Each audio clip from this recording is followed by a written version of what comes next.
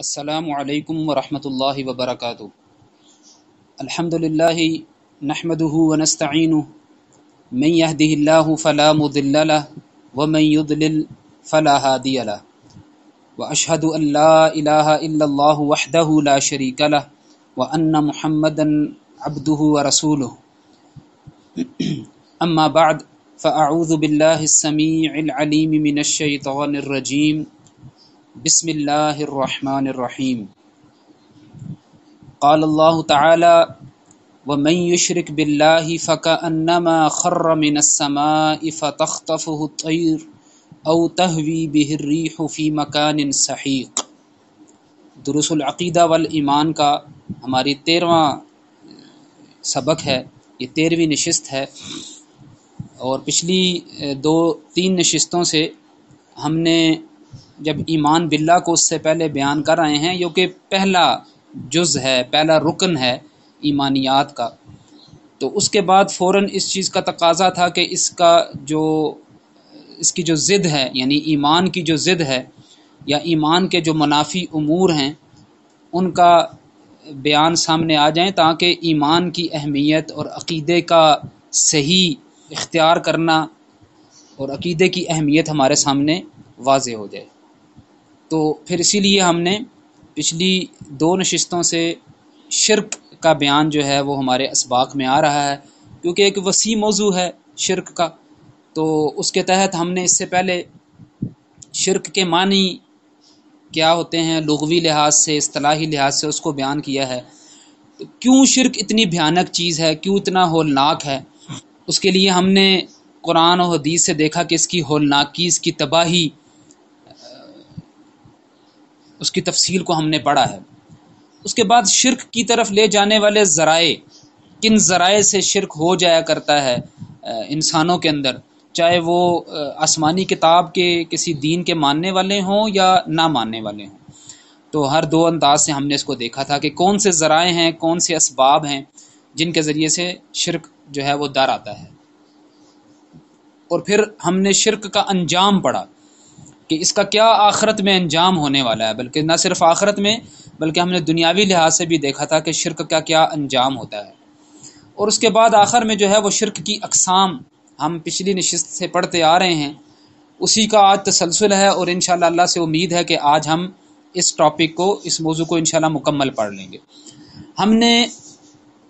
شرک کی اقسام کے تحت اس کی 3 قسمیں بیان کی تھیں۔ بعض جو ہیں وہ علماء اس کی 2 اقسام بیان کرتے ہیں، اور یہ صرف سمجھانے کے لیے ہے، یعنی چاہے 2 کریں یا 3 کریں، تو صرف ہوتا یہ ہے کہ تفہیم کے لیے، سمجھنے کے لیے، بات کو پورے طور پر اس کا احاطہ کرنے کے لیے یہ اقسام کی جاتی ہیں۔ تو شرک کی جو ہے ہم نے اپنے ان اسباق کے اندر 3 اقسام اس کو میں تقسیم کیا تھا۔ ایک شرک اکبر ہے، اس کو تفصیل سے ہم پچھلی دفعہ پڑھ آئے ہیں، بس اس کا کچھ ایک جز جو وقت کی کمی کے باعث تھوڑی جلدی سے پڑھ لیا تھا، وہ بہت اہم تھا، تو اس کو آج ہم انشاءاللہ تفصیل سے دہرائیں گے۔ اور شرک اکبر وہ ہے جس کا مرتکب اسلام سے خارج ہو جاتا ہے، یعنی وہ کافر تصور ہوتا ہے، وہ مشرک تصور ہوتا ہے، اور ایسا کافر اور مشرک جس کا اسلام سے کوئی تعلق نہیں رہا ہے۔ اور پھر ہم نے اس شرک اکبر کے تحت ہم نے شرک فی الذات، یعنی اللہ رب العزت کی ذات کے اندر شرک، جس کی ہم نے یہود و نصارہ میں بھی دیکھا کہ یہودیوں نے عزیر علیہ السلام کو اللہ کا بیٹا قرار دیا، عیسائیوں نے عیسیٰ علیہ السلام کو اللہ کا بیٹا قرار دیا، مشرکین مکہ نے فرشتوں کو اللہ کی بیٹیاں قرار دیا۔ تو اسی طریقے سے ذات کا حصہ قرار دینا، جیسا کہ اولاد انسان کے ذات کی حصہ ہوتی ہے، ایسے ہی اللہ رب العزت کو نعوذ باللہ اس کی ذات کا حصہ قرار دینا، جس کو ہم تفصیل سے پڑھ آئے تھے۔ اور اسی طریقے سے اگر یہ عقیدہ رکھا جائے کہ اللہ رب العزت نور کا ہے اور اسی نور کا حصہ نبی صلی اللہ علیہ وسلم ہے، تو یہ بھی ایک طرح کا ذات کا شرک ہے جس سے ہمیں بچنا چاہیے ایسے شرک۔ پھر ہم نے شرک فی الصفات پڑھا ہے، جیسا کہ ہم نے توحید الاسماء والصفات یا ایمان باللہ، اللہ تعالیٰ کے اوپر ایمان لانے میں اس کے اسماء اور صفات کے تفصیل سے پڑھا تھا، اور اس صفات کے اندر اگر کسی کو شریک کیا جائے گا تو وہ شرک فی الصفات ہوگا، یعنی اللہ رب العزت الوہاب ہے، وہ دینے والا ہے، اللہ رب العزت الرزاق ہے، الرحمن ہے، جی الغفار ہے، اور اس طریقے سے اس کی مختلف صفات ہیں۔ تو یہ صفات اگر اس کی مخلوق میں سے کسی کو دے دی جائیں کہ وہ بھی ہمارے گناہ بخش سکتا ہے، یا وہ بھی ہمیں اولاد دے سکتا ہے، یا وہ بھی ہمارے رزق کے اوپر اختیار رکھتا ہے، یا وہ بھی ہمیں صحت اور تندرستی دے سکتا ہے، یا کوئی اور بھی مشکل کشا ہے، یا کوئی اور بھی حاجت روا ہے، کوئی اور بھی کھوٹی قسمت کو کھری کرنے والا ہے، ہاں جی، کوئی اور بھی ہے جس کے پاس خزانے ہیں اور وہ بخش سکتا ہے، گنج بخش ہے، کوئی اور بھی داتا ہے، تو یہ شرک فی الصفات ہے۔ اور جو آخری تھا وہ شرک فی الحقوق تھا۔ حقوق کے اندر شرک یعنی اللہ رب العزت کی جو صفات کاملہ ہیں ان کے بدولت جو چیز لازم آتی ہے، یعنی اللہ رب العزت الوہاب ہے، دینے والا ہے، تو اس کا تقاضا یہ ہے کہ اللہ رب العزت کو پکارا جائے، اس سے مانگا جائے۔ اللہ الرزاق ہے تو اس سے رزق طلب کیا جائے، اللہ الغفار ہے تو اس سے مغفرت مانگی جائے۔ تو جو چیزیں اللہ رب العزت کی صفات کی بدولت اس کے نتیجے کے طور پر لازم آتی ہیں وہ حقوق میں شرک کہلاتا ہے۔ اگر اس میں کسی اور کو شریک کر دیا تو، اگر جو انسانوں کے اوپر ان صفات کی بدولت جو حقوق عائد ہوتے ہیں وہ اگر کسی اور کو تفویض کر دی، اس میں کسی اور کو شریک ٹھہرا دیا، تو یہ حقوق کے اندر شرک ہے۔ اس کی ہم نے پھر آگے مزید کیٹیگرائزیشن کی ہے سمجھنے کے لیے۔ اس میں سب سے جو ٹاپ پر ہے وہ ہے دعا کا شرک۔ جیسے کہ ابھی آپ تھوڑی دیر پہلے میں نے عرض کیا کہ وہ الرزاق ہے، وہ الرحمن ہے، وہ مجیب الدعوات ہے، دعاؤں کا قبول کرنے والا ہے، تو پھر اس سے دعا مانگی جائیں۔ اور یہی شرک جو ہے یہ مشرکین کے اندر پایا جاتا ہے، یعنی اللہ رب العزت کے علاوہ دوسروں کو پکارنا، دوسروں کو جو ہے وہ مدد کے لیے، رزق کے لیے، اولاد کے لیے، صحت کے لیے، فراوانی کے لیے، مشکلات دور کرنے کے لیے ان کو پکارنا۔ مشرکین مکہ بھی ایسا ہی کیا کرتے تھے، اللہ تعالیٰ نے ان کا ذکر کیا ہے فَإِذَا رَكِبُوا فِي الْفُلْكِ دَعَوُا اللَّهَ مُخْلِصِينَ لَهُ الدِّينَ۔ جب ان کی کشتی بھنور میں پھنس جایا کرتی تھی تو ان کا وہ فطرت، ہم نے فطرت کو مصادر کے اندر اس کو پڑھا ہے، آپ کو معلوم ہے، تو فطرت ان کی لوٹ آیا کرتی تھی، یعنی کہ فطرت میں وہ اللہ رب العزت کو اکیلا پہچان لیا کرتے تھے اور وہ اللہ کو اکیلا پکارنا شروع کر دیتے تھے۔ فَلَمَّا نَجَّاهُمْ إِلَى الْبَرِّ، اور جب ہم ان کو بچا کر خشکی میں، اللہ تعالیٰ بیان فرماتا ہے کہ بچا کر خشکی میں لے آیا کرتے، اذا ہم یشرکون، وہ پھر شرک کرنے لگتے تھے، یعنی پھر دوبارہ آ کر کہتے تھے کہ فلانے بابے نے، فلانے پیر نے، فلانے نبی نے، فلانے شہید نے، فلانے ولی نے ہمیں بچا لیا، ان کو کسی ٹائم نے ہمیں پکارا تھا، ان کے نام کی نظر و نیاز دی تھی، یا ان کو، تو یہ شرک ہے۔ ایسے ہی اللہ تعالیٰ نے سورہ رعد کے اندر بیان فرمایا لہو دعوت الحق، صرف اس کو پکارنا حق ہے، یعنی یا اللہ مدد کہنا حق ہے بس، باقی کوئی بھی مدد کی پکار، چاہے وہ نبی کی ہے، فرشتے کی ہے، ولی کی ہے، وہ شرک کے زمرے میں آتی ہے۔ لہذا یا رسول مدد کہنا، یا علی مدد کہنا، یا حسین مدد کہنا، اور یا بابا یا پیر مدد کہنا، یہ سارے کے سارے شرکیہ نعرے ہیں، اسلام کے اندر ان کی گنجائش قطعا نہیں ہے۔ اللہ تعالیٰ نے سورہ رعد میں فرمایا لہو دعوت الحق، صرف اسی کو پکارنا حق ہے۔ والذین یدعون من دونہ، اور جو رہ گئی وہ ہستیاں جن کو اور لوگ اللہ کے علاوہ پکارتے ہیں، لا یستجیبون لہم بشیء، وہ ان کی بالکل بھی مدد نہیں کر سکتے ہیں، ان کی بالکل پکار کا جواب نہیں دے سکتے ہیں۔ لا یستجیبون لہم بشیء الا، مگر ان کی مثال کیسی ہے، کباسط کفیہ الی الماء، جس نے اپنے دونوں ہاتھ پانی کی طرف پھیلا رکھے ہیں اور پانی سے گزارش کر رہا ہے لیبلغ فاہ، کہ وہ اس کے منہ تک پہنچ جائے، وما ہوا ببالغ، جبکہ پانی کے اندر تو استطاعت نہیں ہے کہ اس کے منہ تک پہنچ جائے۔ تو یہ بالکل دوسروں کو پکارنے کی مثال، دوسروں کو اپنا حاجت روا مشکل کشا سمجھنے کی مثال بالکل ایسے ہی ہے جیسے پانی کو پکارنا کہ وہ اس کے منہ تک آ جائے، وما ہوا ببالغ، وہ بالکل بھی اس کے منہ تک نہیں پہنچ سکتا ہے۔ وما دعاء الکافرین الا فی ضلال، اللہ تعالیٰ ان کو کافر کہتا ہے جو اللہ کے علاوہ دوسروں کو پکارتے ہیں مدد کے لیے، حاجت روائی کے لیے۔ فرمایا ایسے کافروں کی پکار الا فی ضلال، بس نقصان میں اور بے تکی ہے، تیر بے ہدف ہے، یعنی اس کا کوئی ہدف نہیں ہے، الا فی ضلال، گمراہ ہے ان کی دعا۔ اور ایسے ہی نبی صلی اللہ علیہ وسلم نے ابو داؤد اور ترمذی کے اندر حدیث آئی ہے، فرمایا ہے الدعاء هو العبادہ، کہ دعا ہی عبادت ہے، یعنی سبحان اللہ، یعنی کہ عبادت کا کوئی نچوڑ ہے، یا عبادت کو اگر ایک کلمہ کے اندر اگر اس کی تعریف کی جا سکتی ہے تو وہ ہے الدعاء، پکارنا، یہ عبادت کا جو ہے وہ مغز ہے، عبادت کا نچوڑ ہے۔ تو یہ حقوق میں سے پہلا حق ہے کہ صرف اللہ کو پکارا جائے۔ دوسرا ہے مراد کا شرک، یعنی مراد یہ کہ انسان کی چاہت کیا ہے، اس کی نیتوں کا محور کیا ہے، اس کی خوشنودی کا منشا کون ہے، کس کو چاہتا ہے کہ وہ خوش کر دے، وہ ہر وقت کس کی خوشنودی چاہتا ہے، کیا وہ لوجہ اللہ ہے، اللہ رب العزت کی خاطر ہے، اس کو خوش کرنا چاہتا ہے، یا کسی اور اس ہے۔ تو اللہ تعالیٰ نے فرمایا من کان یرید الحیات الدنیا وزینتہا، جو بھی دنیا کی زندگی اور اس کی زینت کو چاہے گا، نوفی الیہم اعمالہم فیہا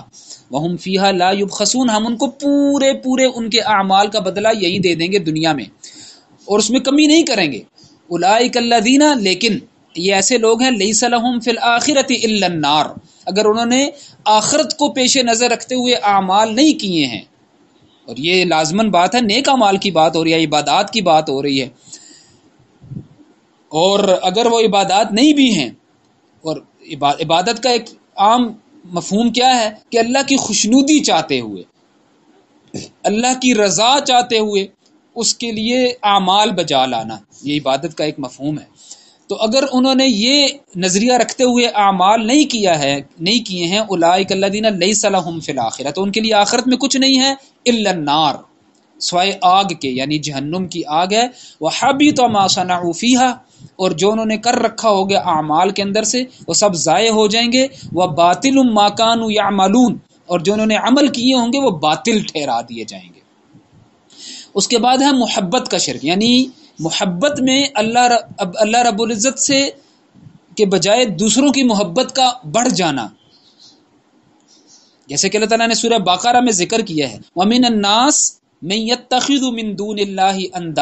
اندادا، کہ انسانوں میں سے ایسے ہیں جو اللہ رب العزت کے علاوہ دوسرے مد مقابل ٹھہراتے ہیں، کس طریقے سے، یحبونہم کحب اللہ، جیسے اللہ رب العزت سے محبت کرنی چاہیے تھی ویسی محبت انہوں نے ان کے لیے حصہ رکھ دیا ہے۔ لیکن والذین آمنوا اشد حبا للہ، لیکن اہل ایمان جو ہیں وہ اللہ سے شدید محبت کرتے ہیں۔ تو محبت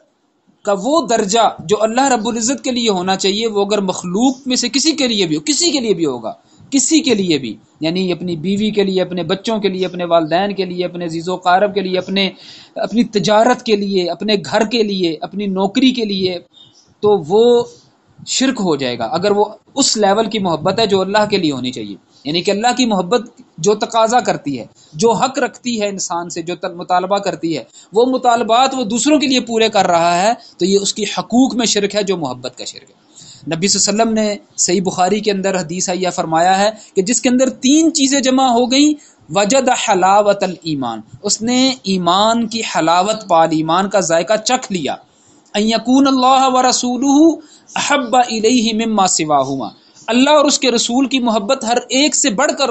ہو جائے، وَإِن يُحِبَّ الْمَرْأَ لَا يُحِبُّهُ إِلَّا لِلَّهِ، اگر کسی بندے سے محبت کرنی بھی ہے، بیوی سے، بچوں سے، والدین سے،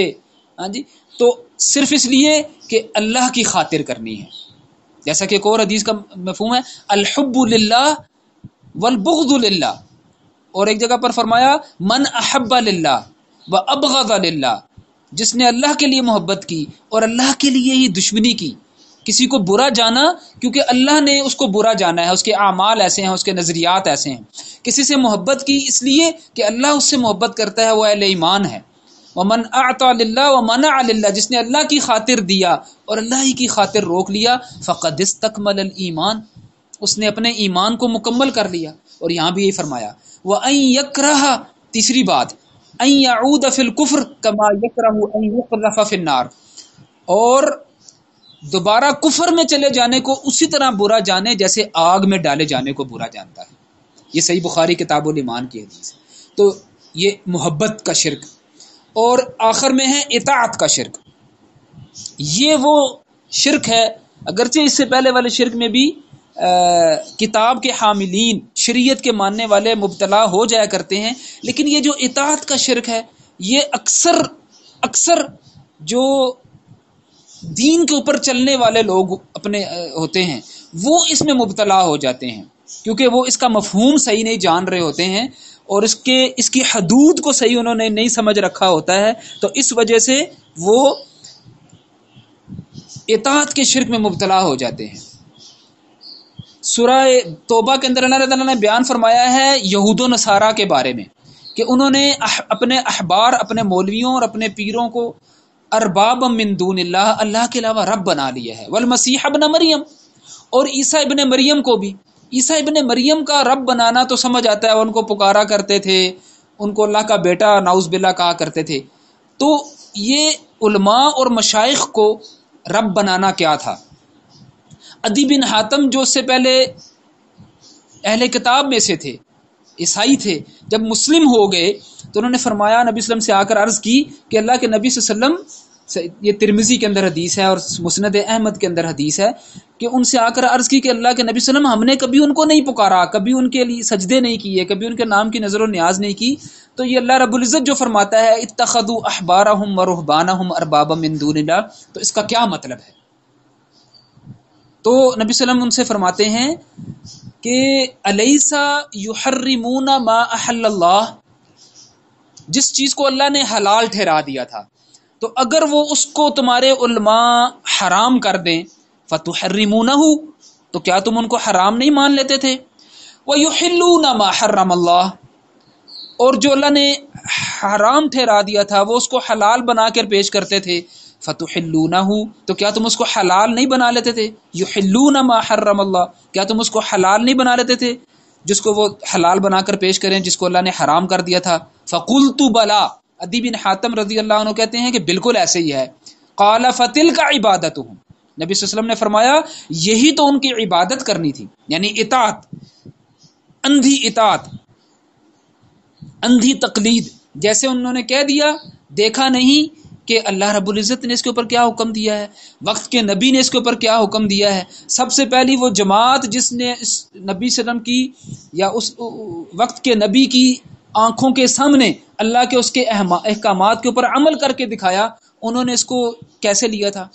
بس مولوی صاحب نے کہہ دیا، عالم نے کہہ دیا، پیر صاحب نے کہہ دیا، شیخ نے کہہ دیا، تو اس کو آنکھیں بند کر کے قبول کر لیا۔ حلال اور حرام کے معاملے میں حتیٰ کہ حلال اور حرام کے بارے میں اللہ تعالیٰ بیان فرماتا ہے وَلَا تَقُولُوا لِمَا تَصِفُ أَلْسِنَتُكُمُ الْكَذِبَ هَذَا حَلَالٌ وَهَذَا حَرَامٌ لِتَفْتَرُوا عَلَى اللَّهِ الْكَذِبَ، اور اپنی زبانوں سے اللہ رب العزت کے اوپر افطرا باندھتے ہوئے یہ نہ کہا کرو کہ یہ حلال ہے اور یہ حرام ہے۔ تو یہ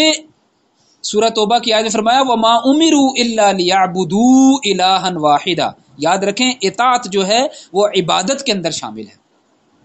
کہ اللہ نے ان کو حکم یہ دیا تھا کہ صرف ایک الہ واحد کی عبادت کرنا، اطاعت صرف اس کی ہے، اور اس کے حکم کے تحت نبی کی ہے، اور جس کی اس نے حکم دیا، ٹھیک ہے، لا الہ الا ہو سبحانہ عما یشرکون، وہ اکیلا الہ ہے، اس کے علاوہ کوئی الہ نہیں ہے، اور وہ جو شریک انہوں نے دوسرے ٹھہرا لیے ہیں جن کے بارے میں وہ یہ گمان کرتے ہیں کہ اللہ نے ان کی مان کر چلنے کا حکم دیا ہے، تو اللہ تعالیٰ اس سے پاک ہے۔ ایسے ہی اللہ تعالیٰ بیان فرماتا ہے سورہ الانعام میں، یہاں بھی حلال اور حرام کے بارے میں اللہ تعالیٰ حکم دے رہا تھا کہ وَلَا تَأْكُلُوا مِمَّا لَمْ يُذْكَرِ اسْمُ اللَّهِ عَلَيْهِ، جس جانور کے اوپر، جس کھانے کے اوپر اللہ کا نام نہیں لیا گیا اور اللہ کے لیے نہیں ہے، اس کو مت کھانا اور اس میں ان کی اطاعت نہ کرنا۔ وَإِنْ أَطَعْتُمُوهُمْ إِنَّكُمْ لَمُشْرِكُونَ، اگر یہ ان کھانوں کی ہی حلال اور حرام میں تم نے ان کی اطاعت کر لی مشرکین کی، تو تم بھی مشرک ہو جاؤ گے۔ سورہ شورى میں فرمایا أَمْ لَهُمْ شُرَكَاءُ، کیا انہوں نے ایسے شریک بنا لیے ہیں شَرَعُوا لَهُم مِّنَ الدِّينِ، جنہوں نے ان کے لیے ایسی شریعت بنا دی ہے۔ شریعت کیا ہوتا ہے؟ شریعت یہ ہے کہ کیا احکامات ہیں ہماری عبادات، عقائد، نظریات، معاملات، تجارت، مقننہ، تمام زندگی کے اخلاقیات، اوپر عبادات سے لے کر نیچے معاملات تک کے اندر کس نظام کے تحت چلنا ہے، وہ شریعت ہے۔ تو کیا انہوں نے اللہ کے علاوہ اوروں کو ایسا بنا لیا ہے کہ جو ان کے لیے وہ احکامات نافذ کرتے ہیں ما لم یأذن بہ اللہ، جس کی اللہ تعالیٰ نے بالکل بھی اجازت نہیں دی ہے، یعنی وہ ان کی اطاعت کرتے ہیں۔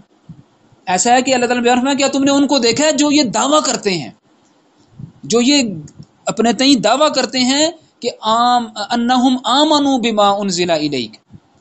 کہ ہم ایمان لائے جو اے نبی صلی اللہ علیہ وسلم آپ کے اوپر نازل ہوا، وما انزل من قبلک، جو آپ سے پہلے نازل ہوا، لیکن کرتے کیا ہیں؟ یریدون ان یتحاکموا الی الطاغوت، لیکن اپنے فیصلے طاغوت کے پاس لے جاتے ہیں۔ طاغوت کس کو کہتے ہیں؟ مختصراً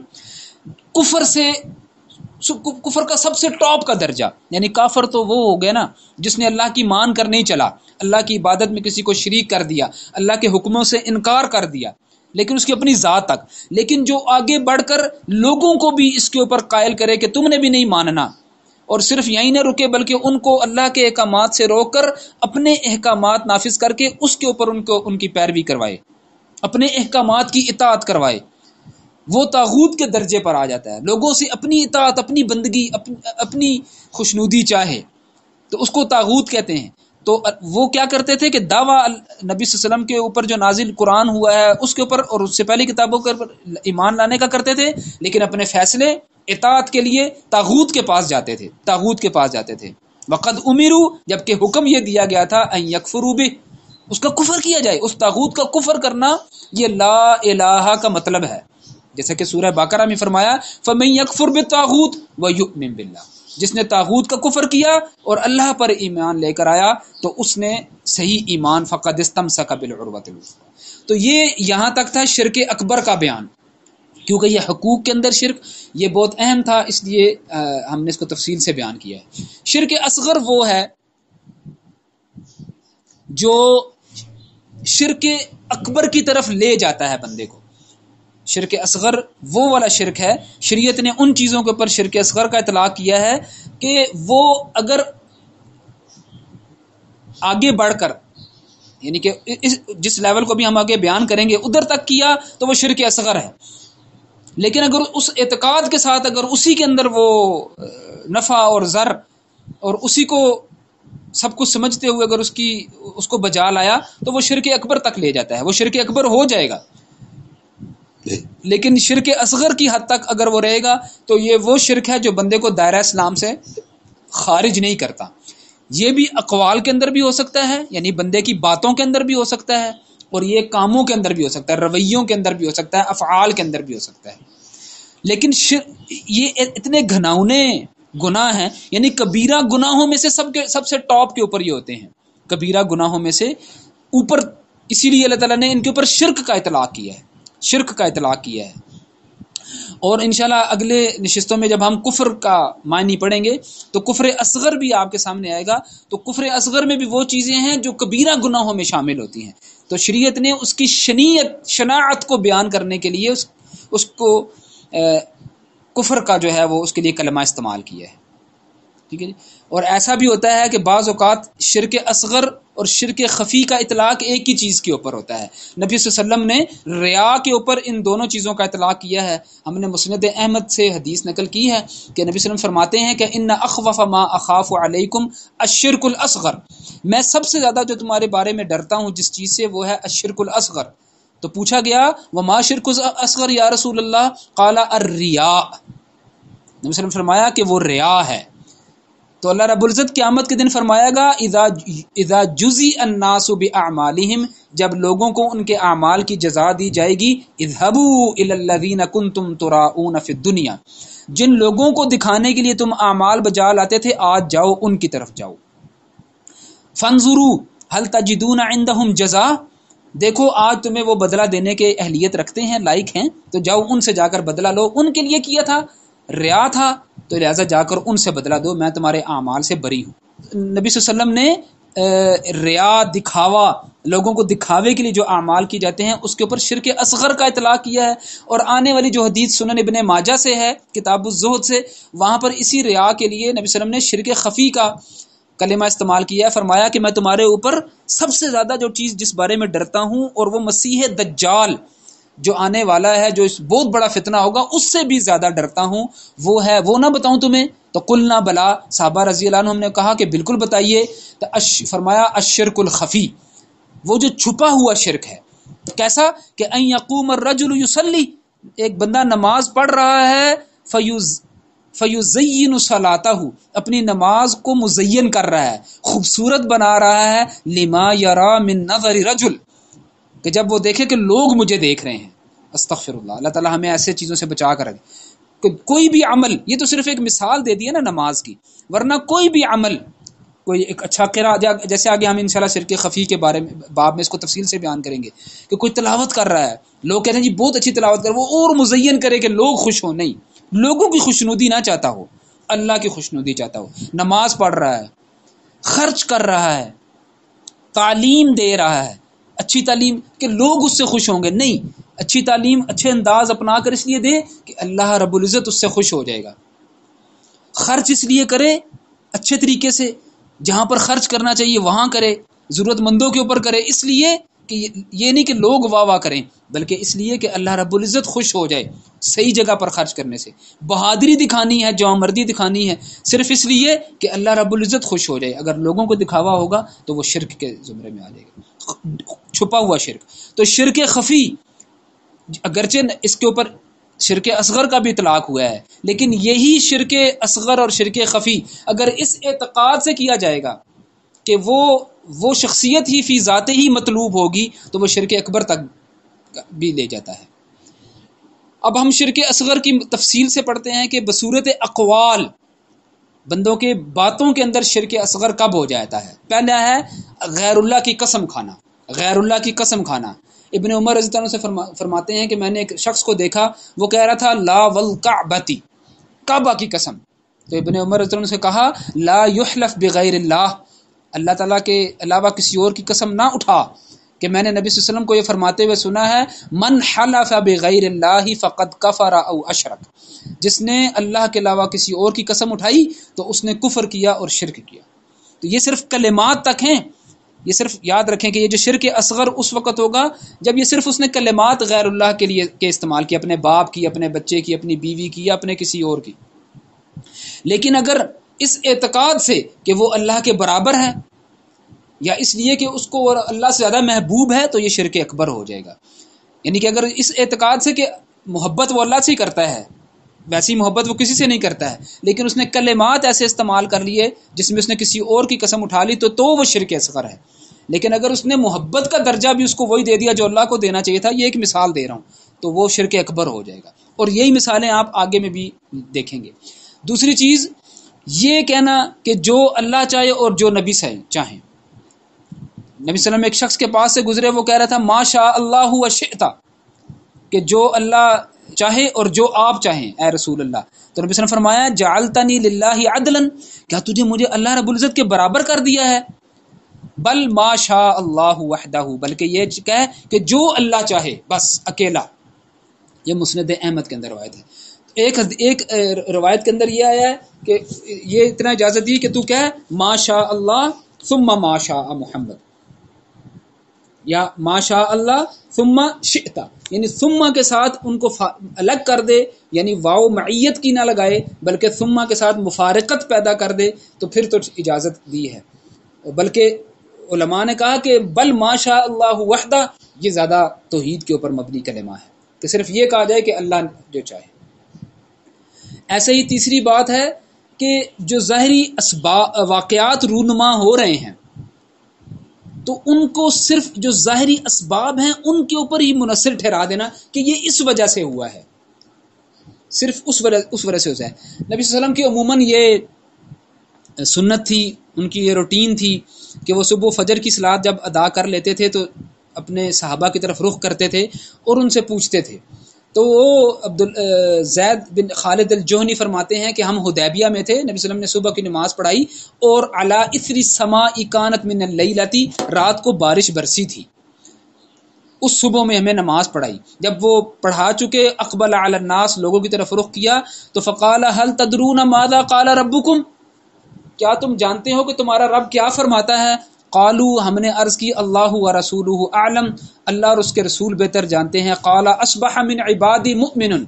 فرمایا کہ اللہ تعالیٰ بیان کرتا ہے کہ آج میرے بہت سارے بندے مسلم ہو گئے، یا آج میرے بندے نے صبح کی اور وہ مومن تھا، وکافر، اور آج ایسے بھی ہیں جنہوں نے صبح کی اور وہ کافر تھے۔ فاما من قال، لہٰذا جس نے یہ کہا مطرنا بفضل اللہ و رحمتہ کہ بارش برسائے گی ہمارے اوپر اللہ کے فضل سے اور اس کی رحمت سے، فذالک مؤمن بی وکافر بالکواکب، تو وہ میرے اوپر ایمان لایا، میرا مومن بندہ بنا، اور نجوم اور مطالعے اور ستاروں کی جو اعتماد رکھتے ہیں کہ ان کے ستاروں کے چلنے اور مطالعے کی وجہ سے بارشیں ہوتی ہیں، اس نے انکار کر دیا۔ ومن قال بنوع کذا وکذا، اور جس نے یہ کہا کہ اس وجہ سے ہمارے اوپر بارش برسائی گئی، فذالک کافر بھی، تو یہ وہ ہے جس نے میرا انکار کر دیا، ومؤمن الکواکب، اور ستاروں اور مطالعے کے اوپر ایمان لے کر آیا۔ صحیح بخاری کے اندر، مسلم کے اندر بھی آئی ہے، اور ہم نے بخاری کے الفاظ یہاں نقل کیے ہیں۔ تو واقعات کو، اور یہ میں پھر عرض کرتا چلوں کہ وہ اصل سبب یعنی اللہ رب العزت کوئی بارش برسانے والا سمجھتا ہو، لیکن اس نے ظاہراً یہ کہہ دیا کہ فلانے بادلوں نے اور فلانی پورب اور پچھم کی ہواؤں نے ہمارے اوپر بارش برسائی آج، تو یہ شرک اصغر کے اندر آتا ہے۔ اور اگر اس نے کہہ دیا، یہ اعتقاد رکھا کہ کوئی جو ہے نا وہ مافوق الفطرت ہستی نہیں ہے جس نے بادلوں کو اور ان مطالعوں کو اور ان کو حکم دیا، بلکہ یہ ایک نظام بس آٹومیٹیکلی ایک نظام چل رہا ہے بائی ڈیفالٹ اور طبیعی امر ہے، تو پھر تو وہ شرک اکبر کے اندر مبتلا ہو جاتا ہے۔ تو واقعات کو محض اسباب کے اوپر جو ہے وہ منحصر ٹھہرانا، یہ بھی اس طرح ہے۔ پھر اب ہم آتے ہیں شرک اصغر بصورت افعال، یعنی بندے کے کاموں کے اندر شرک اصغر کب ہو جاتا ہے۔ یہ پیچھے تھی باتوں کے اندر، کلام کے اندر، اقوال کے اندر۔ پہلا ہے شگون لینا، یعنی اس کے سامنے کچھ چیز ہوئی اور اس نے بدشگونی لے لی، جیسا کہ نبی صلی اللہ علیہ وسلم کا فرمان ہے کہ الطیرۃ شرک، بدشگونی شرک ہے۔ الطیرۃ شرک 3 مرتبہ فرمایا وما منا الا ولکن اللہ یذہبہ بالتوکل، بھئی کوئی بھی ہم میں سے ایسا نہیں ہے جو اس میں مبتلا نہ ہوتا ہو سوائے اس کے جو توکل کرے اللہ رب العزت کے اوپر، تو ہی وہ اس کے اوپر بچ سکتا ہے، ورنہ اگر اس نے توکل کا دامن اپنے ہاتھ سے چھوڑ دیا تو وہ ضرور بدشگونی کے اندر مبتلا ہو جائے گا۔ سنن نبی داؤد کی یہ حدیث ہے۔ اسی موضوع کے اوپر ہم نے مسند احمد سے بھی حدیث نقل کی ہے، نبی صلی اللہ علیہ وسلم نے فرمایا من ردت الطیرۃ من حاجت فقد اشرک، جس نے بدشگونی اپنی حاجت کو پورا کرنے کے لیے بدشگونی کے اوپر انحصار کیا، فقد اشرک۔ فقالوا یا رسول اللہ ما کفارۃ ذلک، تو جس نے اگر ایسا کر دیا تو اس کا کفارہ کیا ہے؟ تو نبی صلی اللہ علیہ وسلم نے فرمایا کہ وہ اس کو یہ کہے اللہم لا خیر الا خیرک، اللہ تعالیٰ کسی چیز میں کوئی خیر نہیں ہے جب تک کہ تو خیر کا معاملہ نہ کرے، جب تک کہ تو کسی چیز میں خیر نہ رکھ دے، خیر کا منبع اصل تو ہے۔ ولا طیر الا طیرک، کسی کے اندر کوئی شگون نہیں ہے سوائے یہ کہ تو اس کسی چیز کے اندر کوئی خیر اور برائی تو رکھ دے۔ ولا الہ غیرک، اور تیرے علاوہ کوئی معبود نہیں ہے، کوئی الہ نہیں ہے۔ اور ایسے ہی ایک اور حدیث بھی ہم نے نقل کی ہے جو صحیح بخاری کے اندر ہے، فرمایا نبی صلی اللہ علیہ وسلم نے لا عدوا، کوئی چیز جو ہے وہ متعدی نہیں ہے، ولا طیرہ، اور نہ بدشگونی، ویعجبنی الفعل، لیکن فعل مجھے اچھا لگتا ہے، فعل کو میں پسند کرتا ہوں۔ قالوا وما الفعل، نبی صلی اللہ علیہ وسلم سے پوچھا گیا کہ فعل کیا ہے؟ یعنی فعل ہے نیک شگون، کسی کے بارے میں اچھا شگون رکھنا۔ فرمایا کلمۃ طیبہ، یعنی آپ نے کوئی چیز دیکھی، خیر کی چیز دیکھی تو اس کے لیے اچھے کلمات کہنا، یعنی کوئی شخص اگر یہ کہے کسی چیز کو دیکھ کر، جیسے کہ کوے کے بولنے کے اوپر کچھ کہہ دیتے ہیں، جیسا کہ کالی بلی کے آگے سے گزر جانے کے اوپر، اور بندہ اپنے اعمال ترک کر دے، بندہ چھوڑ دے کہ نہیں بلی گزر گئی میں نہیں جاتا ہوں اس رستے سے، کوا بول پڑا میں اب یہ کام نہیں کرتا ہوں، اس طریقے سے اور معاملات جو ہمارے ہاں ہیں، آنکھ پھڑک اٹھی تو یہ کام نہیں کرنا، ٹھیک ہے جی، خارش ہو گئی ہاتھ میں تو یہ کام نہیں کرنا، تو اگر وہ رک جائے گا، برا شگون دیا، تو یہ وہ شرک کے اندر، شرک اصغر کے اندر مبتلا ہو جائے گا۔ اور اگر وہ اسی سے خیر طلب کرتا ہے، اس کا ایسی کوئی چیز اس کے سامنے ہوتی ہے تو اللہ سے مدد طلب کرتا ہے، جیسا کہ پچھلے کلمات لا خیر الا خیرک کہتا ہے، لا طیر الا طیرک ولا الہ الا غیرک، اگر وہ کلمات کہتا ہے تو خیر کے کلمات کہتا ہے تو نبی صلی اللہ علیہ وسلم فرماتا ہے کہ اچھا شگون لینا، اچھے شگون سے مراد یہ ہیں اچھا کلمہ کہنا، لا الہ الا اللہ کہنا، اور معاملے کو اللہ کے سپرد کر دینا، اللہ سے خیر طلب کرنا، اور وہ کام اللہ پر توکل کرتے ہوئے، جیسے کہ پہلی حدیث کا مفہوم ہے توکل کرتے ہوئے وہ کام کر گزرنا۔ دوسرا ہے اس کے اوپر کڑا یا دھاگا باندھنا، اپنی کلائی کے اندر، اپنے گلے کے اندر، اپنے پاؤں کے اندر کوئی کڑا یا دھاگا یا اس طرح کی چیز باندھنا شرک اصغر کے زمرے میں آتا ہے۔ نبی صلی اللہ علیہ وسلم کی صحیح مسند کے اندر روایت آئی ہے، فرمایا کہ نبی صلی اللہ علیہ وسلم نے دیکھا رجلا فی یدہ حلقۃ من صفر، اس کے پیتل کا کڑا جو ہے اس نے پہن رکھا تھا۔ نبی صلی اللہ علیہ وسلم نے پوچھا ما هذه الحلقۃ، یہ کس لیے ہے؟ قال هذه الواہنہ، یہ بیماری کو دور کرنے کے لیے ہے۔ فرمایا کہ انزعها، اس کو اتار دے، فانها لا تزيدك الا وهنا، یہ اس بیماری کو اور بڑھائے گا ہی، فانك لو مت وهي عليك ما افلحت ابدا، اور اگر تو اسی حالت میں مر گیا اور وہ تیرے اوپر کڑا تو نے پہنی رکھا تو تو کبھی فلاح نہیں پائے گا، کبھی کامیاب نہیں ہوگا۔ اکثر عموماً لوگ جو ہے وہ مزارات سے، ایسی جگہوں سے ایسے کڑے، ایسے دھاگے اور ایسی طریقے سے وہ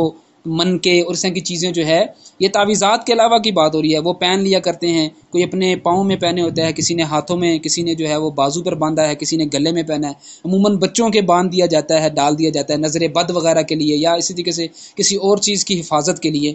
تو یہ شرک اصغر میں آتا ہے۔ یہ اس لیے شرک اصغر میں اس وقت آئے گا جب وہ نافع اور ضار، یعنی فائدہ پہنچانے والا اور نقصان پہنچانے والا صرف اللہ کو قرار دے، لیکن اس کو بس ہیلا سمجھتے ہوئے پہن لے۔ اور اگر اس نے اسی کڑے، اسی دھاگے، اسی تعویذ کو اگر اس نے نقصان اور فائدہ پہنچانے والا اسی کو سمجھ لیا تو یہ شرک اکبر ہو جائے گا، بڑا شرک ہو جائے گا جو بندے کو دائرہ اسلام سے خارج کرتا ہے۔ ہم نے مصنف ابی شیبہ سے دھاگے کے متعلق بھی جو ہے وہ حدیث نقل کی ہے، روایت نقل کی ہے جو حذیفہ رضی اللہ تعالیٰ عنہ سے ہے۔ فرماتے ہیں کہ میرے پاس ایک بندہ آیا اور اس کی کلائی کے اندر ایک دھاگا بندھا ہوا تھا، تو میں نے پوچھا ما ھذا؟ قال خیط رقی لی، کہا یہ دھاگا ہے، اس کے اوپر کچھ پھونک کر میں نے باندھا ہے۔ فقطعہ، تو انہوں نے اس کو توڑ دیا، کاٹ دیا۔ ثم قال لو مت ما صلیت علیک، اگر تو اسی حالت میں مر جاتا میں تیرا نماز جنازہ نہ پڑھتا۔ اور دوسری روایت کے اندر آتا ہے کہ حذیفہ رضی اللہ تعالیٰ عنہ نے قرآن کی یہ آیت پڑھی، یہ سورہ یوسف کے اندر ہے، وَمَا يُؤْمِنُ أَكْثَرُهُمْ بِاللَّهِ إِلَّا وَهُمْ مُشْرِكُونَ،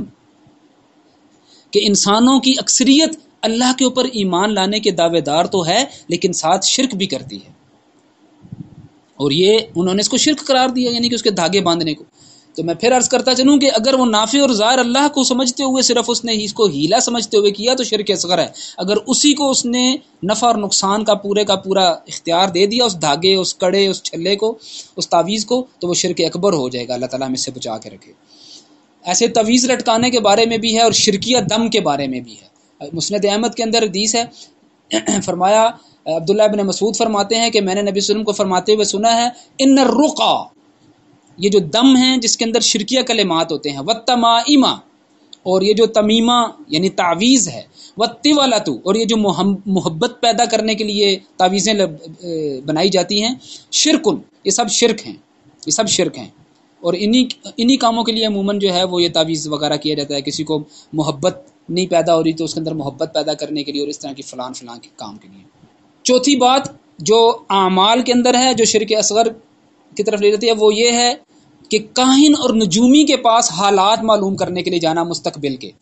یا یہ سمجھنا کہ وہ ہمیں ہمارے حالات بتا سکتا ہے، وہ ہمیں بتا سکتا ہے کہ کون کون سے کام کریں تو ٹھیک رہے گا، کن دنوں میں کیا کریں، جیسا کہ آج ہمارے ہاں ستاروں سے حالات معلوم کیے جاتے ہیں اور نجومیوں کے پاس جایا جاتا ہے، اور پھر اس کے اور یہی نجومی جو ہیں پھر تعویذات کا کام بھی کرتے ہیں ان میں سے اکثریت۔ تو صحیح مسلم کے اندر نبی صلی اللہ علیہ وسلم کی بعض بیویوں سے حدیث آئی ہے، انہوں نے فرمایا ہے کہ من اتا عرافن، کوئی نجومی کے پاس گیا، فسألہ، اور صرف اس سے پوچھا، ابھی اگلی حدیث اس کی وضاحت کرے گی، عن شیء، کسی چیز کے بارے میں، لم تقبل له صلاۃ 40 لیلۃ، اس کی 40 روز کی نمازیں قبول نہیں ہوں گی، اس کی 40 روز کی نمازیں صرف پوچھنے سے۔ اور ابو ہریرہ رضی اللہ عنہ اور حسن رضی اللہ عنہ سے مسند احمد کے اندر حدیث ہے، نبی صلی اللہ علیہ وسلم نے فرمایا من اتا کاہنا او عرافا، جو کسی کاہن یعنی جو مستقبل کے حالات بتانے کے بارے میں دعویٰ کرتا ہے یا نجومی کے پاس گیا فصدقہ، ہاں، اور پھر اس کے بعد کی تصدیق کر دی، بما یقول فقد کفر بما انزل علی محمد صلی اللہ علیہ وسلم، تو اس نے جو محمد صلی اللہ علیہ وسلم کے اوپر نازل ہوا ہے اس کا کفر کر دیا ہے، اس کا کفر کر دیا ہے۔ تو جو نبی صلی اللہ علیہ وسلم کے اوپر نازل ہوا ہے اس کا کفر بندے کو دائرہ اسلام سے خارج کر دیتا ہے۔ تو اگر اس نے تصدیق کر دی اور یہ سمجھتے ہوئے کہ اس کو یہ علم ہوا اور اس نے یہ جان لیا، تو یہ بندے کو کافر بنا دیتا ہے اور مشرک بنا دیتا ہے، کیونکہ اس نے اس کو اللہ تعالیٰ کے اختیار میں شریک کر دیا۔ اب ہم آتے ہیں شرک خفی، اور اس کو شرک اصغر بھی کہا جاتا ہے، لیکن شرک خفی کے باب میں ہم یہ آپ سے عرض کرتے چلیں کہ شرک خفی کبھی شرک اکبر بھی ہوتا ہے۔ جیسا کہ شرک اصغر ان اعتقادات کے ساتھ کیا جائے کہ جو صرف الفاظ میں نہیں ہے بلکہ اعتقاد میں بھی شامل ہے، وہ چیز اس کے اعتقاد میں وہ چیز شامل ہے، تو وہ شرک اکبر ہو جائے گا۔ ایسے ہی شرک خفی اگر اعتقاد میں نہیں ہے تو وہ شرک اصغر ہے، اور اگر اعتقاد میں وہ چیز شامل ہو گئی تو وہ شرک اکبر ہو جائے گا۔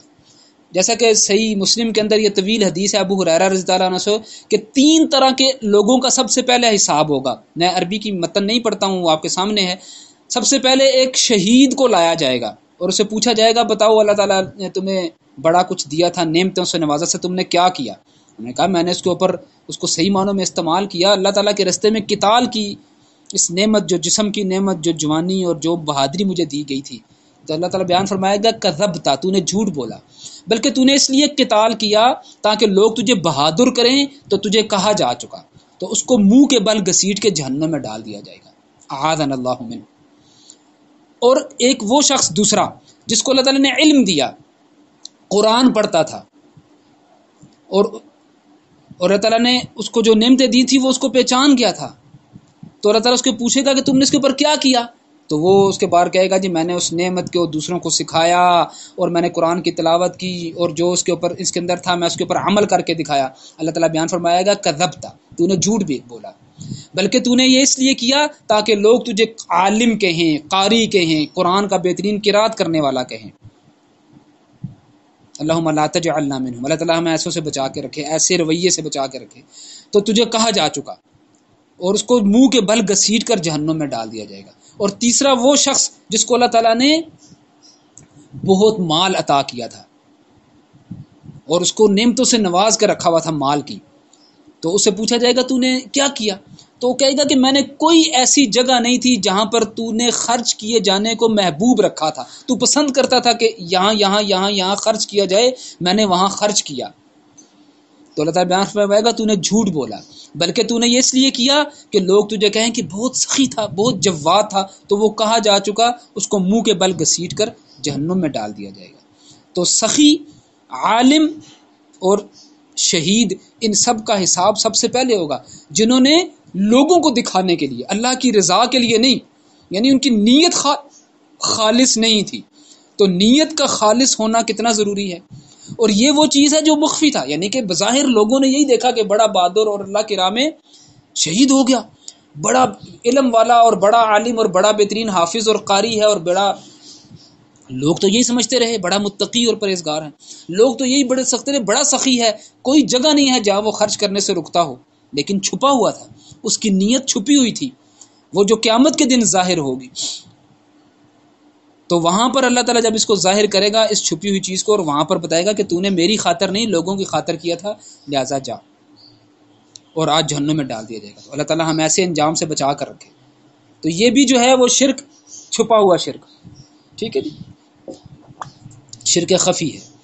شرک اصغر اور شرک خفی ریا کے درجات ہیں، جیسے میں نے پہلے بھی کہا، یہاں پر مزید سمجھنے کے لیے ہم آخر میں یہ کچھ پوائنٹس میں نے نقل کیے ہیں، ان کو تھوڑا سا بیان کر دیں گے تاکہ مزید واضح ہو جائے گی۔ ایک تو وہ ہے جو بدترین درجہ ہے ریا کا، یعنی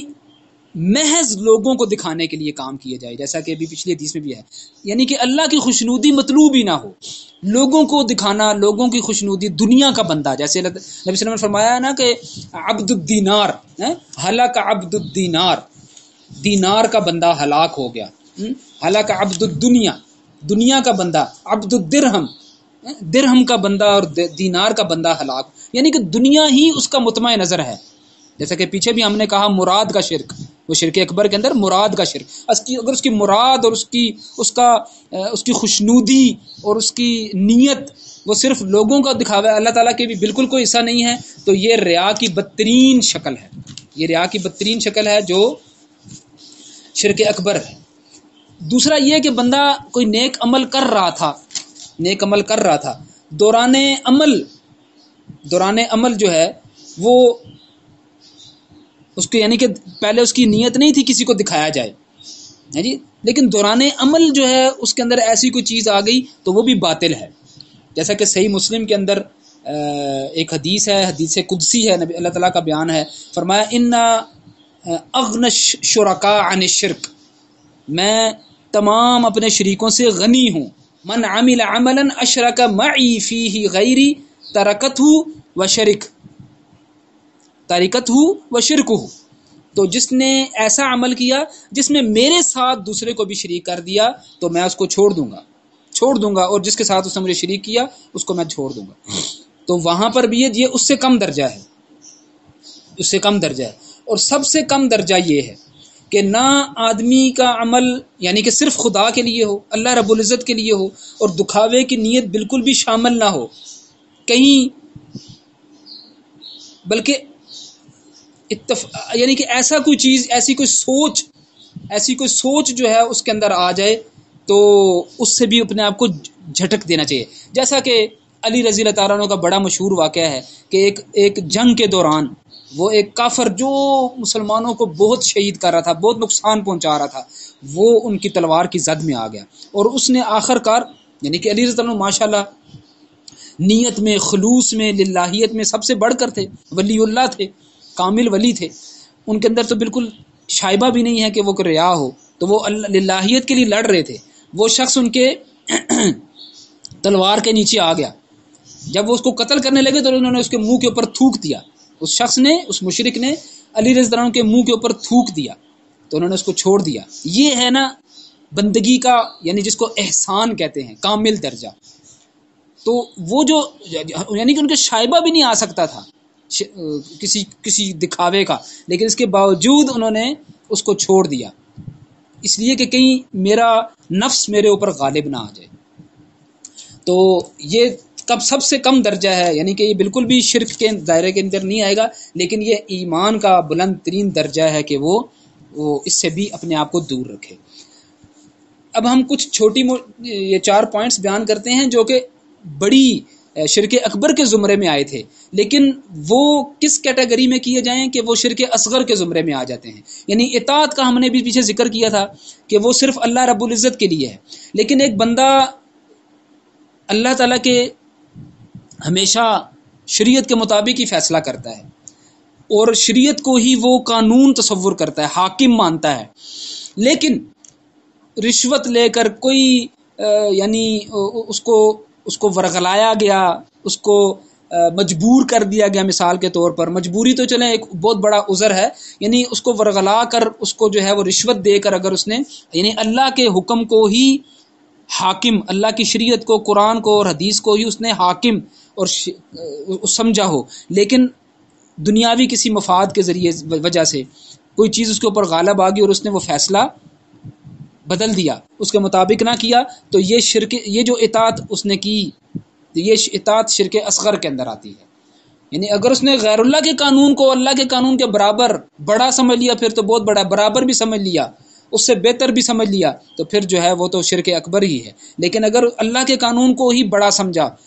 دوسرے کے کسی بھی قانون کو بڑا نہیں سمجھا، کم تر اور اس کو غلط ہی سمجھا، لیکن کسی دنیاوی وجہ سے اگر اس نے اطاعت اس کی کر لی تو یہ شرک اصغر کے اندر آئے گا. ایسے ہی نیک ہستیوں کی محبت میں غلو کر جانا، چاہے وہ انبیاء ہوں، اولیاء ہوں، اپنے علماء ہوں، اساتذہ ہوں، پھر اس کے بعد والدین ہوں، اگر اس کے اندر غلو کر دیا، ٹھیک ہے، ان کے لیے ایسے کلمات کہہ دیے، جیسا کہ آج کل ہماری عام نعتوں کے اندر ایسے کلمات استعمال ہو جاتے ہیں جو نبی صلی اللہ علیہ وسلم کے لیے ایسے کلمات ہوتے ہیں جو اللہ رب العزت کے لیے کہنے چاہیے. آقا، ہاں جی، آقا کا کلمہ کہہ دینا، ایسے ہی شہنشاہ دو عالم، اور اسی طریقے سے در کا فقیر، ہاں جی، اور اسی طریقے سے تیری چوکھٹ کا سوالی، اور اس طرح کے کلمات جو کہ اللہ رب العزت کے لیے کہنا چاہیے. اور اگر اللہ کو ہی اکیلا جو ہے وہ مالک اور الہ سمجھتا ہے، لیکن صرف اس نے یہ کلمات یہ استعمال کر لیے ہیں، تو یہ شرک اصغر میں ہے. اگر اس نے یہی کلمات اس ہستی کو اللہ کے برابر ٹھہراتے ہوئے کر دیے، پھر تو شرک اکبر ہو جائے گا، پھر تو شرک بھی اکبر ہو جائے گا. جیسا کہ نبی صلی اللہ علیہ وسلم نے ایک حدیث کے اندر فرمایا ہے، صحیحین کے اندر ہے کہ لا تطرونی کما اطرت النصارى بنا مریم، جس کو ہم پیچھے حدیث بیان کر رہے ہیں ایک نشست میں، کہ مجھے اتنا نہ بڑھانا جیسے عیسائیوں نے عیسیٰ ابن مریم کو بڑھایا تھا. فانما انا عبد، میں اللہ رب العزت کا بندہ ہوں. فقولوا عبد اللہ ورسولہ، تو مجھے اللہ کا بندہ اور اس کا رسول ہی کہنا. تو نیک ہستیوں کی ایسے ہی عبد النبی عبد الرسول، غلام نبی غلام رسول، یا عبد الجیلانی اور غلام جیلانی طرح کے نام رکھنا، یہ بھی اس طرح کے کلمات ان کی محبت میں آ کر یہ بھی شرک جو ہے نا وہ ان کی محبت میں غلو کرتے ہوئے شرک اصغر ہے، جو اگر اسے اعتقاد سے کیا جائے گا تو شرک اکبر کی طرف. ایسے ہی خوف یعنی انسانوں کے خوف سے، غیر اللہ کا خوف جو ہے وہ اس صورت میں کہ انسانوں کے خوف سے خود کسی فرض کو چھوڑ دے. اللہ تعالیٰ کی طرف سے ایک فرض اس کے اوپر عائد کیا تھا، لیکن انسانوں کے خوف سے اس فرض کو چھوڑ دے، تو یہ بھی جو ہے وہ شرک اصغر میں آئے گا. اور ایسے ہی توکل، کہ اگرچہ وہ اصل مفوق الفطرت چیزوں کے اوپر اللہ رب العزت کے اوپر توکل کرتا ہے، لیکن اس نے ظاہراً کبھی مخلوق کے اوپر سہارا بنا لیا، توکل کر لیا. نہیں کہ مثال کے طور پر ہم جو ہے وہ کاروبار کرتے ہیں، ہم مختلف کاموں میں محنت کرتے ہیں، لیکن ہم مسلمان کا ایک نظریہ ہونا چاہیے کہ یہ کاروبار مجھے روزی نہیں دیتا ہے. ہم جو محنت کر رہے ہیں، چاہے تعلیم کے اندر کر رہے ہیں، چاہے کاروبار میں کر رہے ہیں، چاہے دنیا کے کسی اور کام میں، یہ محنت ہمیں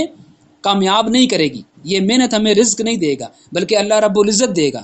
لیکن اگر ظاہراً کبھی اس نے اس روزی کے اوپر، اس تجارت کے اوپر، اس محنت کے اوپر توکل کر لیا، تو وہ شرک اصغر کے اندر آئے گا. لیکن اگر اصل میں وہ اللہ رب العزت کے اوپر اس نے توکل برقرار رکھا، تو یہ وہ کچھ پوائنٹس ہیں جو یعنی ہم یہ بادل نخواستہ نہ چاہتے ہوئے اپنے جو ہے وہ ہمارے اس سے اوپر کبھی کبھی ہم سے یہ اعمال سرزد ہو جاتے ہیں. تو اللہ رب العزت سے دعا ہے کہ وہ ہمیں شرک اصغر سے لے کر شرک اکبر تک، اور شرک خفی چھپے ہوئے شرک سے لے کر شرک جلی ظاہر شرک تک، ہر طرح کے کفر و شرک سے بچا کر رکھے. ہمیں صحیح معنوں میں ایمان کے منافی جو چیز ہے اس کا فہم، اس کا تصور، اس کا نظریہ ہمارے ذہنوں کے اندر واضح فرمائے، تاکہ ہم اس سے خود بھی بچ سکیں، اپنے اہل و یال کو بھی بچا سکیں، اپنے عزیز و کاروں کو بھی بچا سکیں، تاکہ اللہ رب العزت ہمارے اعمال کو قبول فرمائے، ہمارے ایمان کو قبول فرمائے. جو صحیح بات بیان کی ہے وہ اللہ رب العزت کی توفیق سے اور اس کی عطا سے بیان کی ہے، اور جو کمی کوتاہی رہ گئی ہے ہماری طرف سے ہے، اللہ تعالیٰ اس کو درگزر فرمائے اور معاف فرمائے. اللہ تنگ دستوں کی جو ہے وہ مدد فرمائے، ان کو کشادگی عطا فرمائے، بیماروں کو تندرستی عطا فرمائے. سبحانک اللہم و بحمدک، اشہد ان لا الہ الا انت، استغفرک و اتوب الیک.